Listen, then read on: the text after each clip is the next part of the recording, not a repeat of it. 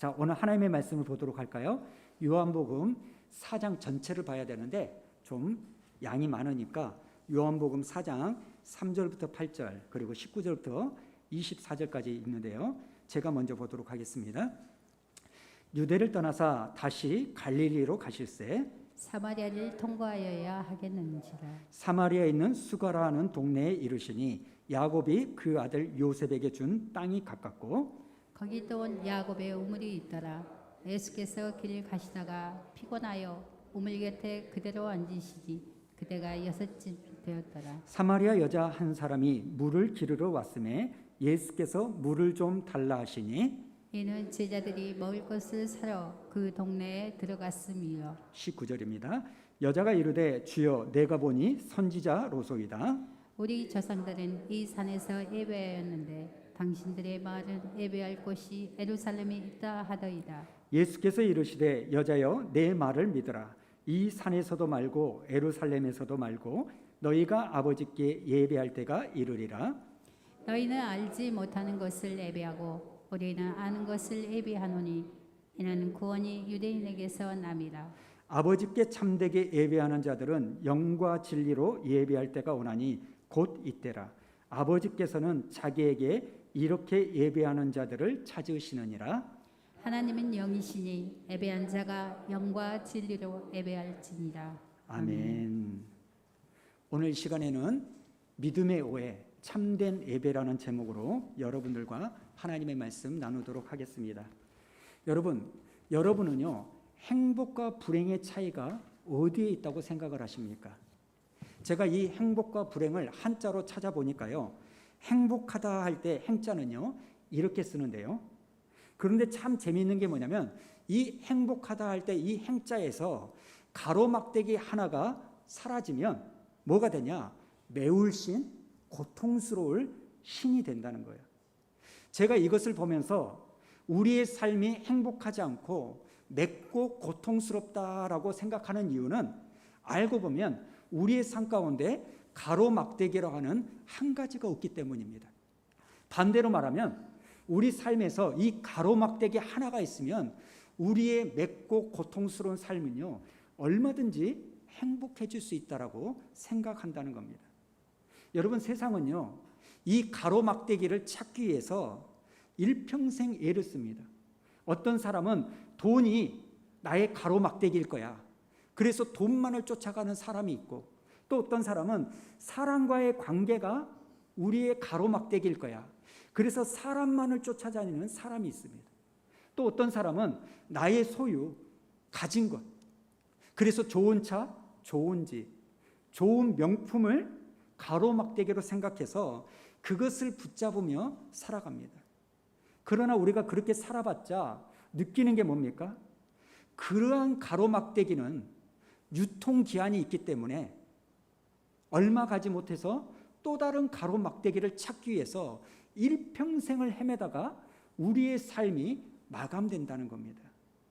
사랑하는 성도 여러분, 오늘 이 시간 여러분에게 있어서 여러분의 고통스럽고 매운 그 인생을 행복하게 만들어줄 수 있는 가로막대기는 무엇일까? 그걸 한번 생각해 보셨으면 좋겠습니다. 오늘 본문 말씀을 보면 이 매울 신, 고통스러울 신자로 상징되어지는 한 여인이 등장하죠. 우리가 잘 아는 사마리아 수가선의 우물가 여인입니다. 지금 말씀을 보니까 예수님은 예루살렘에 계시다가 이제 갈릴리로 돌아가시는데, 여러분 그 가는 길을 요단 동편을 삥 돌아서 가시는 게 아니라 직진해서 예수님이 사마리아를 통과하고 있다. 우리는 이 설교를 참 많이 들었고 성경을 많이 읽었습니다. 이 여인이 무슨 까닭인지는 모르지만 지금 가만히 보니까 가장 더운 12시에 사람들이 아무도 나오지 않는 그 시간에 다른 사람을 피하여 지금 우물에 물을 뜨러 나오는 거예요. 그런데 마침 피곤해서 우물가에 쉬고 계신 예수 그리스도를 만나지 않습니까? 그리고 그 만남을 통해서 사람을 피하고 홀로 물을 떨어오는 그 기구한 인생의 이 여인이 예수님을 만남으로 말미암아 어떻게 됩니까? 기쁨을 가지고 마을로 들어가고 이제 사람을 피했던 그의 삶의 태도가 사람들을 찾아가고 자기의 이야기를 하는 그 놀라운 삶으로 바뀌어져 있다는 겁니다. 그렇다면 여러분, 도대체 예수님과 사마리아 여인 사이에 무슨 만남이 있었길래 그 짧은 시간에 이 여인은 그렇게 변화가 될 수 있었을까요? 여러분, 이 여인의 삶은 참으로 기구하죠. 왜 기구하냐면 이 여인에게는 이미 남편이 몇 명이나 있었어요? 5명이나 있었습니다. 그리고 그 남편들이 자기의 삶을 만족시켜주지 못하니까 바꾸어서 지금은 또 다른 남편과 살고 있는 거예요. 여러분, 그렇게 채워지지 않는 갈망과 허기를 가지고 살았던 이 여인이 오늘도 어제와 똑같이 삶의 기쁨과 기대, 희망이 아무것도 없이 터벅터벅 물을 길러 물동이를 이고 우물가에 찾아옵니다. 그런데 그곳에 가봤더니 아무도 없어야 될 그 우물가에 낯선 유대인 남자가 앉아 있는 거예요. 그리고 그 유대인 남자가요, 자기한테 물을 달라고 하면서 말을 섞는 겁니다. 여러분, 이 여인은요, 그 예수님과의 만남, 대화를 통해서 이제는 자신의 맵고 고통스러웠던 그 삶이 비로소 채워지는 그 경험을 한다는 겁니다. 뭘 의미할까요? 이 사마리아 여인에게 있어서 예수님이라는 존재는 그녀가 그토록 갈망했던 가로막대기였다는 것을 우리에게 보여주는 겁니다. 사랑하는 성도 여러분, 저는 오늘 예배드리는 저와 여러분이요, 여기에 나오는 사마리아 여인처럼 우리 예수님이 내 인생의 가로막대기가 됨으로 말미암아 이 여인처럼 기쁨이 회복되고 맵고 고통스러운 우리의 삶이 행복한 삶이 되기를 축복합니다. 저는 사실 이번 주에 이 요한복음 4장의 말씀을 읽고 묵상하면서 제 마음이요, 굉장히 따뜻해지는 경험을 했습니다. 왜 그러냐면 예수님께서 이 여자에게 보여주신 배려와 세심함, 사랑이 느껴졌기 때문이에요. 여러분, 우리는 예배를 드릴 때 잘못된 생각을 의도적으로 한 건 아니지만 오해하면서 예배를 드릴 때가 있어요. 예를 들면 이런 겁니다. 피곤하고 너무나 힘든 주일인데 집에서 좀 늦잠을 자고 싶고 빈둥빈둥 놀고 싶은데 그래도 예수님을 위해서, 그리고 내가 또 안 가면 허응한 예배당에서 혼자 예배 인도해야 될 이 배웅수 목사를 위해서 내가 교회 나가서 예배를 드려야 되겠다. 내가 바쁜 시간을 쪼개가지고 내가 예배를 드리러 나가야 되겠다. 매달 청구되는 카드값, 아이들 학원비, 이게 장난이 아니지만 교회 재정을 위해서, 하나님 나라 확장을 위해서 내가 헌금을 준비해가지고 드려야 되겠다, 이렇게 생각을 합니다. 그러나 여러분, 오늘 우리 주님께서는요, 우리의 그러한 생각을 아시고 우리에게 그러한 태도는 옳지 않고 잘못 생각하고 있다라고 말씀을 하는 거예요. 이게 무슨 말이냐면, 자, 오늘 본문 3절과 4절 우리 한번 읽어볼까요? 시작. 유대인을 떠나사 다시 갈릴리로 가실새 사마리아를 통과하여야 하겠는지라. 여러분, 여기에 나오는 4절, 사마리아를 통과하여야 하겠는지라, 이 말씀을 주의 깊게 보셔야 되는 겁니다. 여러분, 그 당시 사마리아 땅은요, 굉장히 위험한 땅입니다. 예수님 당시 사마리아와 유대인 사이에는요, 갈등이 극에 달았어요.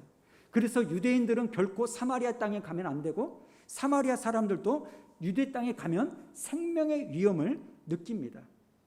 여러분, 다른 사람에게 위험한 그 땅이요, 예수님인들 위험하지 않겠습니까? 그런데 왜 예수님은 굳이 그런 위험한 땅에 가셔야만 하셨을까요? 우리는 그 이유를 잘 알고 있어요. 이유가 뭐예요? 기구한 인생을 살고 있는 한 여인을 살리기 위해서. 스스로 예수님은 위험한 길을 가셨다는 겁니다. 여러분, 오늘 본문 4장을 읽을 때요, 예수님이 사마리아 땅을 지나가시다가 이 우물가의 여인을 우연히 만났다, 이렇게 생각하게 하시는데 과연 그럴까요? 예수님이 피곤해서 우물가에 앉았는데 마침 거기에 여인이 찾아와서 예수님과 우연하게 이야기를 했다, 그럴까요? 그러지 않습니다. 여러분 오늘 예수님은요 사마리아 땅을 통과하여야 하겠는지라라는 이 말씀을 통해서 의도적으로 분명한 목적과 계획을 가지고 그 사마리아 땅 우물가에 계셨음을 보여주고 있는 겁니다. 왜라고요? 한 사람을 살리기 위해서. 여러분 우리 예수님이요 얼마나 배려심과 사랑, 세심함이 있는지 아십니까?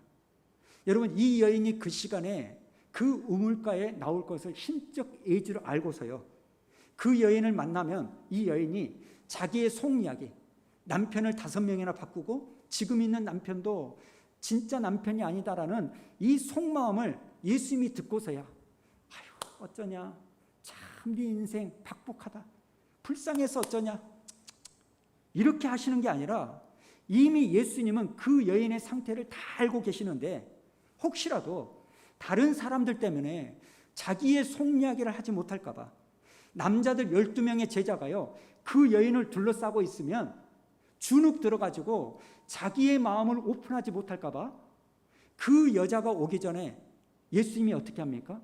제자들에게 뭐라고 말해요? 야 내가 배고프니까 마을에 가서 먹을 것 좀 갖고 와. 2-3사람만 가는 게 아니라 너희들 다 가라. 가서 구해와라.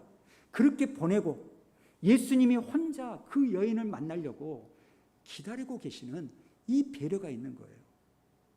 여러분 예수님이 앉아 계시는데 드디어 그 여인이 찾아오죠. 여러분 이 여인은요 꿈에도 생각하지 못했을 거예요. 왜요? 자기 발로 우물가에 왔을 거라고 생각했기 때문에. 왜냐하면 어제도 물을 길러 우물가에 왔으니까 내일도 물을 길러 우물가에 올 거니까.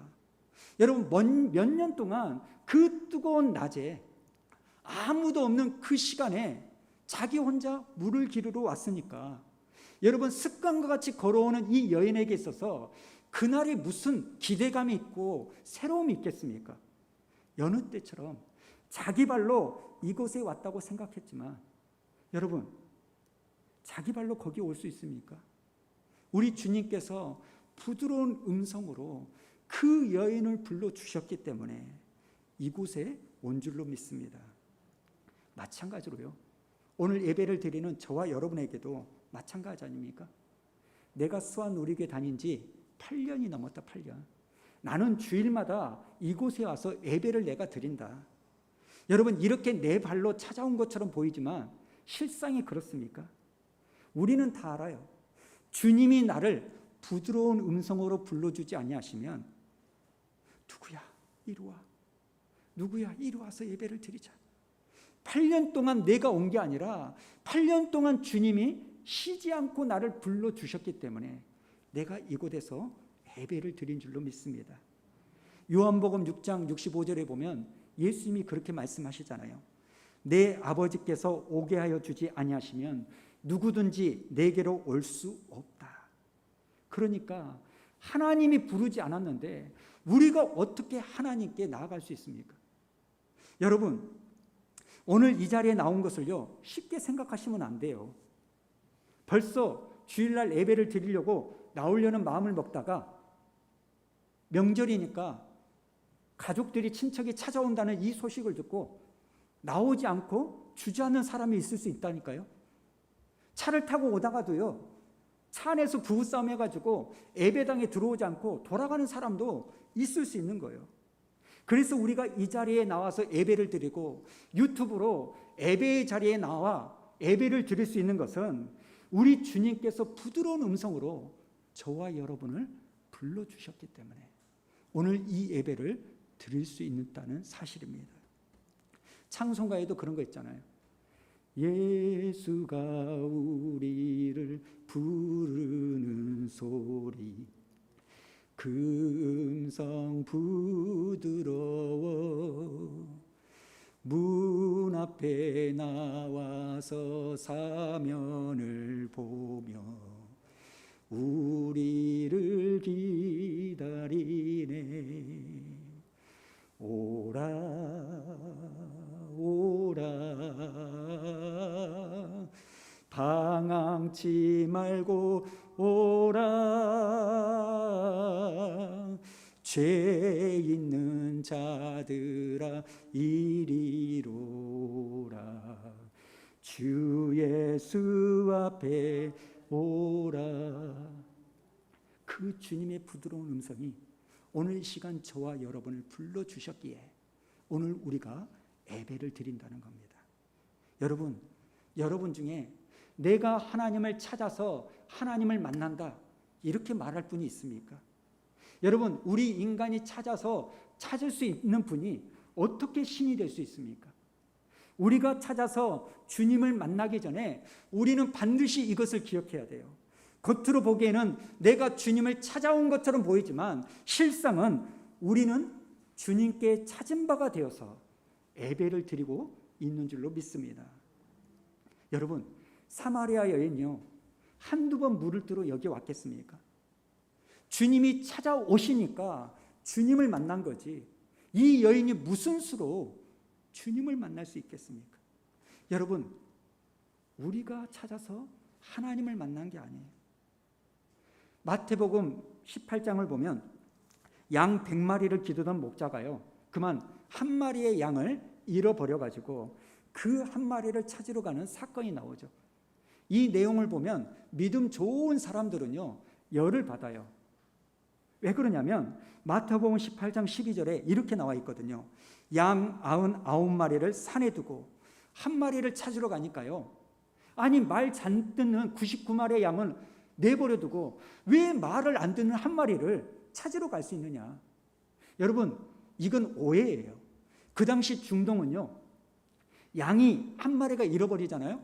그러면 있는 양을 내버려 두는 게 아니라 다른 목동들에게 자기의 양을 맡기고 한 마리의 양을 찾으러 가는 겁니다.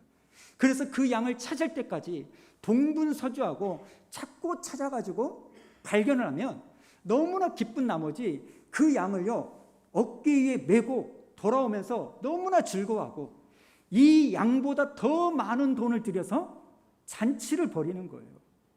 여러분, 사실 벼랑 끝에 있는 우리를 주님이 찾아와 주셨기 때문에 지금 우리가 예수를 믿고 하나님의 자녀가 되는 그 은혜를 경험한 거 아닙니까? 제가 이런 이야기를 하면, 아니 목사님, 누가복음 15장을 보세요. 돌아온 탕자의 이야기를 보세요. 이 탕자가 자기 스스로 돌이켜 뉘우쳐서 돌아오니까 탕자에서 아들로 회복된 게 아닙니까? 여러분, 과연 그럴까요?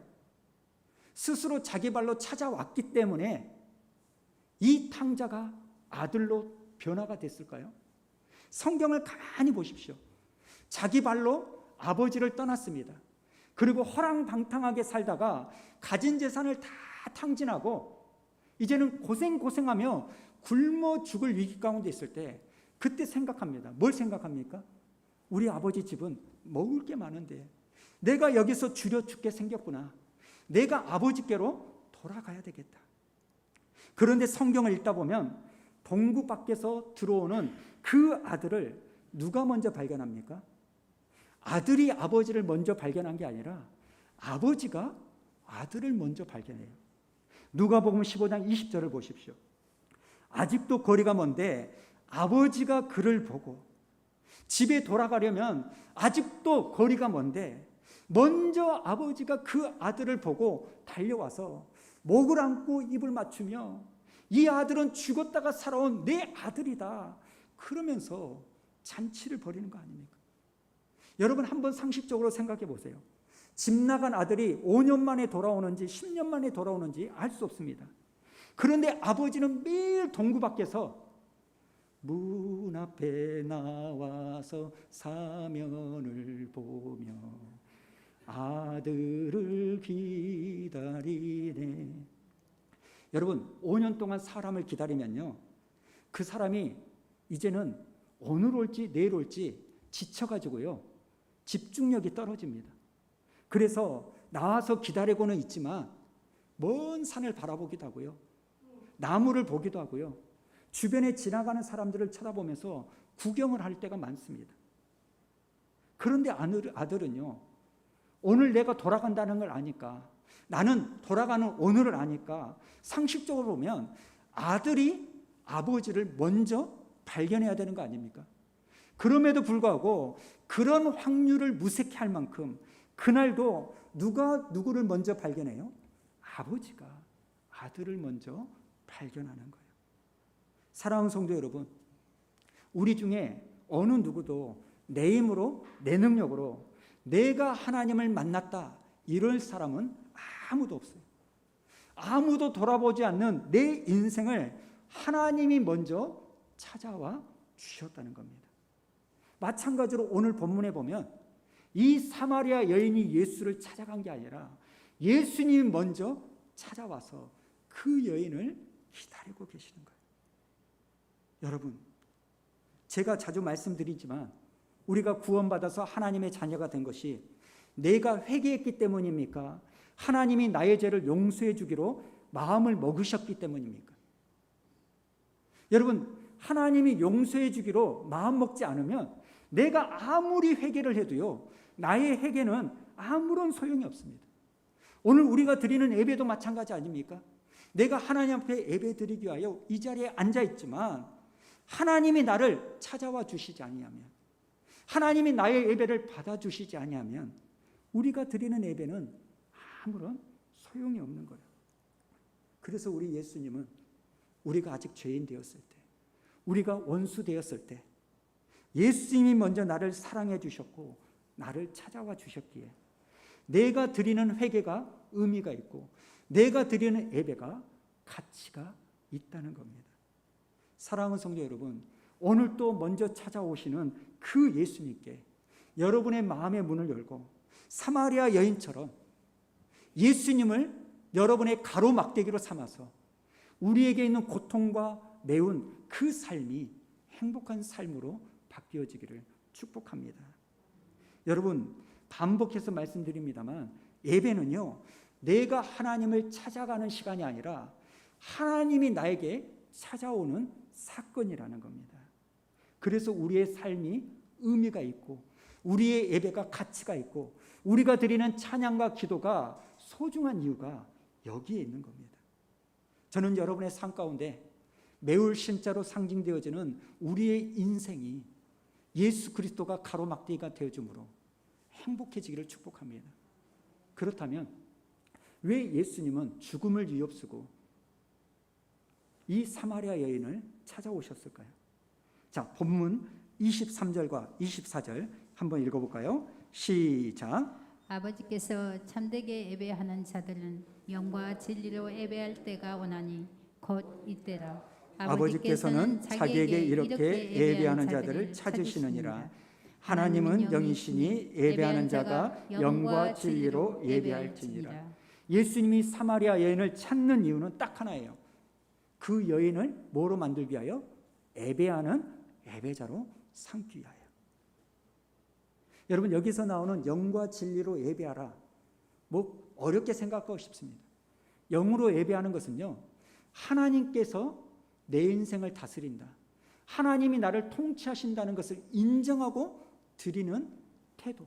진리는요, 내가 원하는 방법과 내가 원하는 시간과 내가 원하는 장소에서 드리는 게 아니라 하나님의 말씀이 기준인 하나님이 원하시는 방법대로 예배를 드리는 것을 말하는 거예요.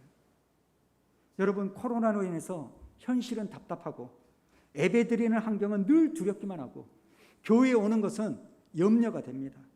언제까지 이렇게 예배를 드려야 되는지, 도대체 우리가 어떻게 해야 될런지, 그런 고민 가운데 우리는 자꾸 편하게, 우리는 자꾸 쉽게 예배 드릴 방법을 찾고 있습니다.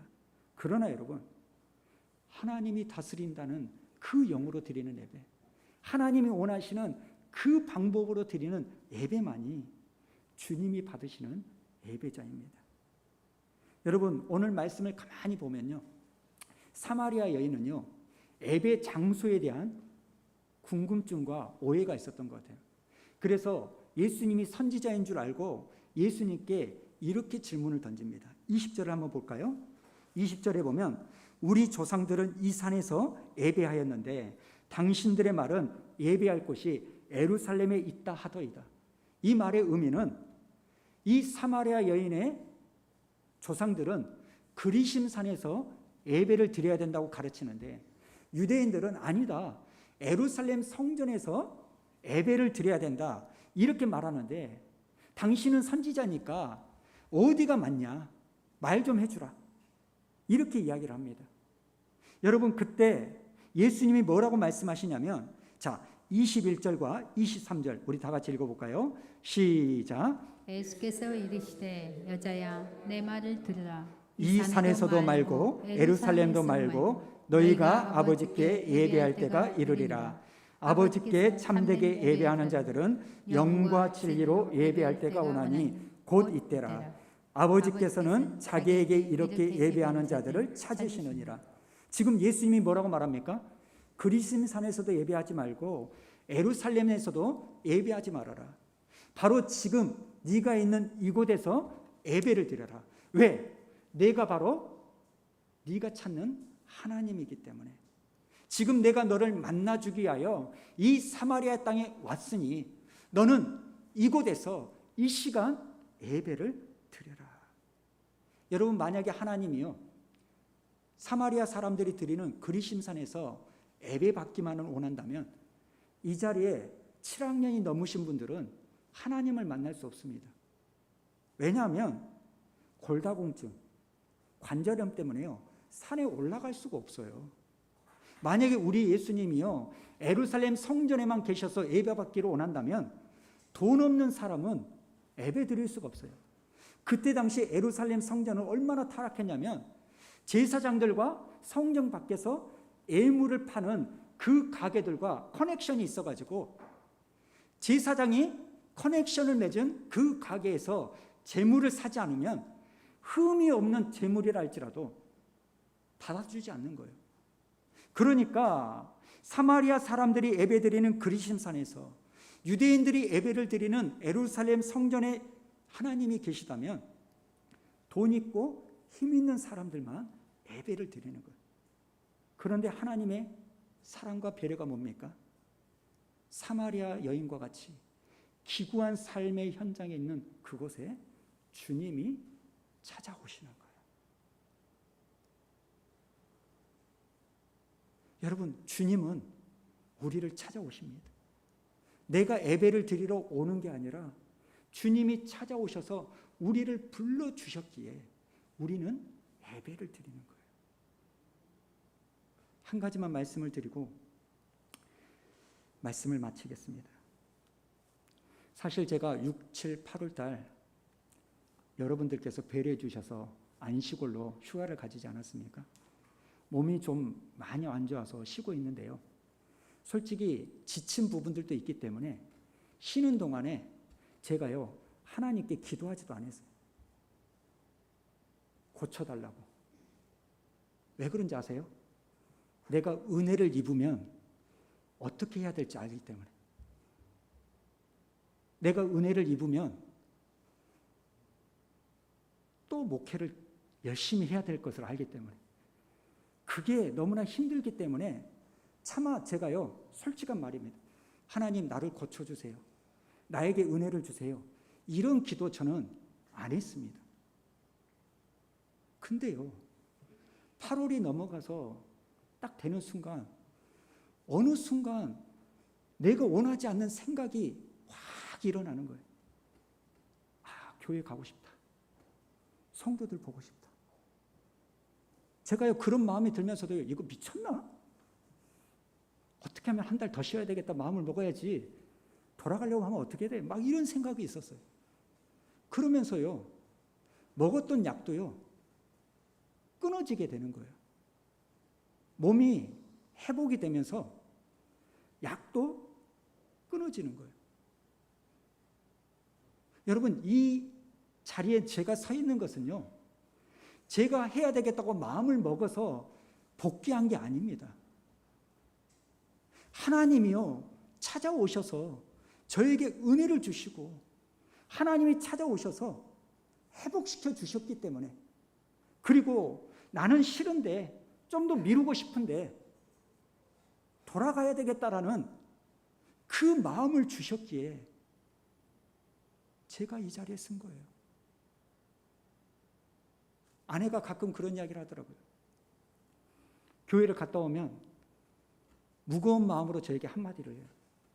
당신 생각하면 더 쉬라고 하고 싶은데 교회 가보니까 성도들이 당신 위해서 울면서 기도하는데 어떻게 해야 될지 모르겠다. 여러분, 그게 저에게는 큰 부담이고 불편함이었습니다. 그러나 어느 순간 나의 의지와 나의 생각과는 상관없이 하나님이 찾아와 주심으로 그 불편과 부담이요, 감사와 고마움으로 바뀌게 되는 거예요. 여러분, 매울 신자, 고통스러울 신자로 상징되어지는 내 인생에 예수님의 은혜가 가로막대기로 찾아와 주셨기에 비록 힘들고 쉽지 않지만 저의 이 삶이 행복한 삶으로 바뀌어지게 되는 거예요. 사랑하는 성도 여러분, 오늘 이 사마리아 여인과 같이 가로막대기가 없어서 맵고 고통스러운 그 삶을 살고 있는 성도님들이 계시다면 오늘 여러분에게 찾아오신 그 주님을 만나시기 바랍니다. 모든 것의 시작은 가로막대기 대신 예수 그리스도를 만나고 그분을 수용하고 그분께 은혜를 받을 때 우리의 삶은 새로운